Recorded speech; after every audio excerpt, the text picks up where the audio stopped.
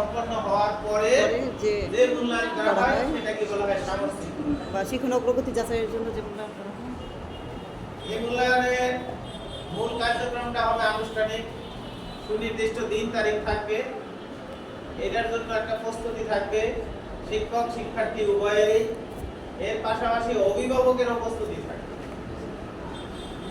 সুনির্দিষ্ট তারিখে সুনির্দিষ্ট সময় উল্লেখ থাকে, সেখানে সুনির্দিষ্ট একটি অভিজ্ঞাপত্র বা প্রশ্নপত্র থাকে, উত্তরপত্র থাকে, শিক্ষার্থীদেরকে পরিচালনার জন্য আবার একটা ম্যানেজমেন্ট কমিটি থাকে, তারা মূল্যায়ন পরবর্তীতে আবার উত্তরপত্র মূল্যায়ন করে আনুষ্ঠানিকভাবে ফলাফল দিতে হবে। সবই আনুষ্ঠানিক, এখানে কোনো অনানুষ্ঠানিকতার কোনো সুযোগ নেই। এটাকে বলা হয় আনুষ্ঠানিক মূল্যায়ন, এটাকে সামষ্টিক মূল্যায়নও বলা হয়, একই জিনিস। আর যেটা আমি বলছি সামষ্টিক মূল্যায়ন কখন বলবে, যখন কোনো একটি কোর্স সম্পন্ন হওয়ার পরে এই মূল্যায়নটা করা হয়। তাহলে আনুষ্ঠানিক আর সামষ্টিক একই জিনিস, কাছাকাছি, একই। তো সেই জায়গায় এই আনুষ্ঠানিক মূল্যায়নের সামষ্টিক কখন হয়, যেমন ধরেন আমার প্রথম প্রান্তিক মূল্যায়ন। এই জন্য আমার কর্তৃপক্ষ যখন একটা বার্ষিক প্ল্যান দেয় তখন তারা একটা টার্গেট দেয় যে আমার জানুয়ারি, ফেব্রুয়ারি, মার্চ, এপ্রিল মাসে গিয়ে আমি প্রথম প্রান্তিক পরীক্ষাটা নেব। এই পর্যন্ত আমার এই কোর্স থাকবে, এই কোর্সটা শেষ হলে আমি এই মূল্যায়নটা করব। তাহলে একটি কোর্স শেষ হলে আমি এপ্রিল মাসে গিয়ে একটা মূল্যায়ন নিলাম, এটা আনুষ্ঠানিক মূল্যায়ন, এটা সামষ্টিক মূল্যায়ন। আবার কি করলো কর্তৃপক্ষ, আমার যে বার্ষিক প্ল্যান দিল তার মধ্যে ধরেন আবার জুলাই মাসে বা আগস্ট মাসে একটা কোর্স, দ্বিতীয় প্রান্তিকের একটা কোর্স নির্ধারণ করে দিল যে পরবর্তী এত পৃষ্ঠা থেকে এত পৃষ্ঠা পর্যন্ত দ্বিতীয় কোর্স। এটার উপরে আবার একটা আনুষ্ঠানিক মূল্যায়ন হবে। আবার বছর শেষে নভেম্বরে বা ডিসেম্বরে গিয়ে আরেকটা কোর্স সম্পন্ন হলো। তাইলে আমরা বছরে সাধারণত 3টা আনুষ্ঠানিক মূল্যায়ন নিয়ে থাকি। মাধ্যমিক লেভেলে আগে 3টা নিত, এখন তারা 2টা। এই নেক্সট মাসে তাদের প্রথম পরীক্ষা আছে, প্রথম প্রান্তিক, আর তারা নভেম্বরে গিয়ে চূড়ান্ত প্রান্তিক। এটা হচ্ছে আনুষ্ঠানিক মূল্যায়ন। এখন এই আনুষ্ঠানিক মূল্যায়নে আমরা যখন মূল্যায়ন করি শিক্ষার্থীকে, কিসের উপর করি, যে আমরা একটা প্রশ্নপত্র আমাদের কর্তৃপক্ষ কর্তৃক প্রণীত, সেই প্রশ্নের আলোকে আমরা শিক্ষার্থীদেরকে পরীক্ষাটা নেই। নেওয়ার পরে শিক্ষক কি করেন, ওই প্রশ্নের উত্তরগুলো শিক্ষার্থী কতটুকু লিখতে পারলেন সেটা যাচাই বাছাই করি নাকি। করার পরে আমরা কি করি, এখানে একটা মান নির্ধারণ করি না, নাম্বার দিই না। ওই যে প্রথম বলছিলাম মূল্যায়ন পরবর্তী মান নির্ধারণ করতে হবে, তাইলে সেটা মূল্যায়ন। তাহলে আমরা যখন মান নির্ধারণ করি তখন আমাদের পূর্ণ মান থাকে কত, 100। এই 100-র মধ্যে দেখা গেছে আমাদের সর্বনিম্ন টার্গেট থাকে কত, 33। এখন এই 33-র মধ্যে 100-র মধ্যে কেউ পায় 90, কেউ 100-তে 100, কেউ 80, কেউ 33, আর এর কম তো পায় না। স্যার এখন আপনার ক্লাসে ধরেন 20 জন বা 30 জন স্টুডেন্ট আছে। এই 30 জন স্টুডেন্টের খাতা আপনি যখন মূল্যায়ন করলেন সবাই কি সমান নাম্বার পাবে? পাবে না। তাইলে একজনে পাইলো 90, আরেকজনে পাইলো 33, আরেকজনে পাইলো 50। এই যে পার্থক্যের পরবর্তীতে মূল্যায়ন করে আপনি কি করেন,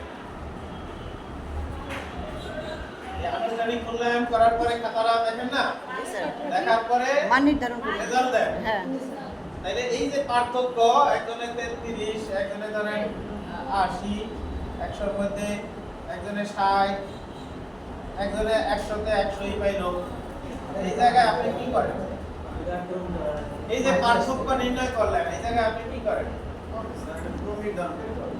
হ্যাঁ যাচাই পরবর্তীতে রেজাল্ট দিলেন আর কোনো কাজ আছে আপনার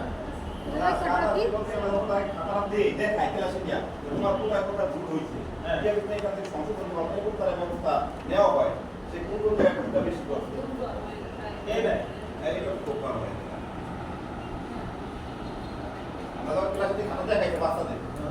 তখন যে 90 পেল এখন যে 40 বা 50 পেল এখন সে কোথায় কোথায় ভুল করছে কেন ভুল করছে এগুলো আমরা তাকে এরপরে কি করেন সে দেখুন কোথায় কোথায় ভুল করছে তখন তারপরে গুরুত্ব দেওয়া হয় তার কি দেওয়া হয় গুরুত্ব দেওয়া হয় শিশুর প্রতি। তো এই জায়গায় কি করে গুরুত্ব দেওয়া হয় এটা ভিন্ন জিনিস কিন্তু এই মূল্যায়নের জায়গাটায় এরপরে কি করে এই যে যেমন 33 পাইছে এই যে 33 পাইছে আর এখানে 100 পাইলো এর মধ্যে আকাশ পাতাল পার্থক্য না হ্যাঁ। আর এই 33 আলার কি 33 পাওয়ার কথা কত পাওয়ার কথা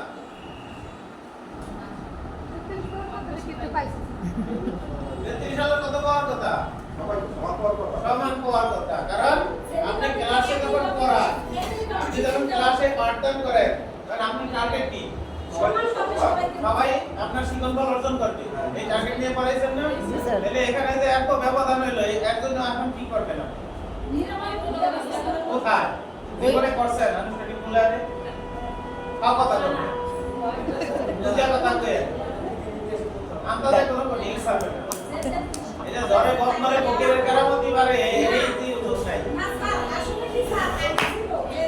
আরে ভাই এই এত একবার স্যার এখানে কি করবেন করেন এটা বলবেন বাস্তবতা বলবেন এই আলোকে আমি আগে দিচ্ছি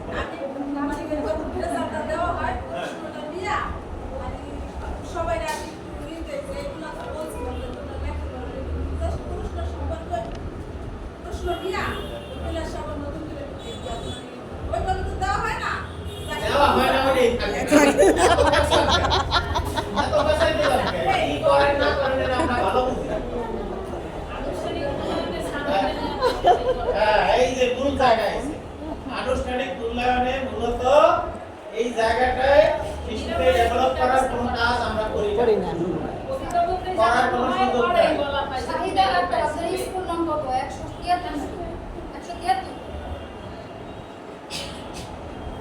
এই জায়গাটায় আমাদের কোনো সুযোগ নাই আমার যদি ইচ্ছা থাকেও কিন্তু আমি পারি না কেন পারি না একজনে 100 পাইছে একজনে 33 পাইছে কিন্তু আমার ক্লাস যখন আমি করাইছি তখন কিন্তু এই উদ্দেশ্য আমার ছিল না এই টার্গেট আমার ছিল না আমার টার্গেট ছিল শিক্ষণফল তো একটাই করাইছি একটা শিক্ষণফলকে নিয়ে আমি একটা গণিত করাইছি না জি স্যার তাইলে আমার একজনে 33 একজনে 100 কেন পাইলো এর ব্যর্থতা রাখা ব্যর্থতা আমার শিক্ষকের শিক্ষকের জি স্যার কারণ মানে হয়েছে ওই একই শিক্ষণফলের উপর 100 পাওয়া গেল আর একই শিক্ষণফলের উপরে সে 33 পাইলো কিন্তু এটা আমরা স্বীকার করি না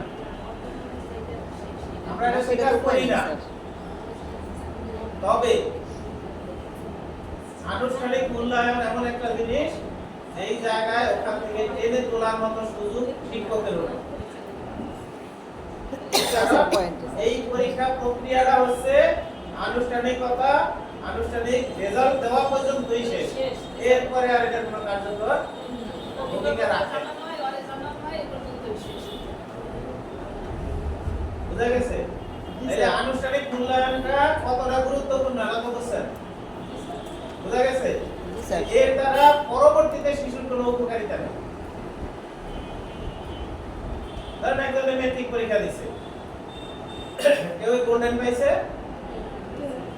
কেউ আপনি জিপিএ 5 পাইছে কেউ 4 পাইছে পয়েন্ট কেউ 3 পাইছে কেউ 2 পাইছে কেউ এক পাইছে স্যার এখন 2 আলারে আপনি কি আবার 5 ফিডব্যাক দিয়ে 5 এ দিতে পারবেন না স্যার সেই সুযোগ নাই কিন্তু স্যার আমি কি বলবো সেটা হলো কি সুযোগ নাই ঠিক আছে কিন্তু ওদের ভিতরে আগ্রহ করতে পারে যে কম পাইছে তাকে একটু উৎসাহ দিতে পারি দেখা গেছে পরবর্তী পরীক্ষায় কিন্তু ও আসছে এটা পরবর্তীতে কিন্তু এই পরীক্ষা আপনি কি করবেন এখানে কি করবেন বলেন এখানে তো সেটা 30 পাইয়া গেছে এখানে এখন কি করবেন ওকে কি আবার পরীক্ষা নেবেন সুযোগ আছে কি বলছি আমি এই সুযোগ আনুষ্ঠানিক মূল্যায়নে থাকে না এটা সিস্টেম এটা আপনিও দায়ী না আমিও দায়ী না আনুষ্ঠানিক মূল্যায়নের সিস্টেমটাই এরকম সেখানে আপনি ইচ্ছা করলে তাকে 33 সালাকে ফিডব্যাক দিয়া 50 এ বা বানান 100 দিতে তৈরি করা পারবেন। যাবে না। এই সময় আপনি পাবেন কোথায়?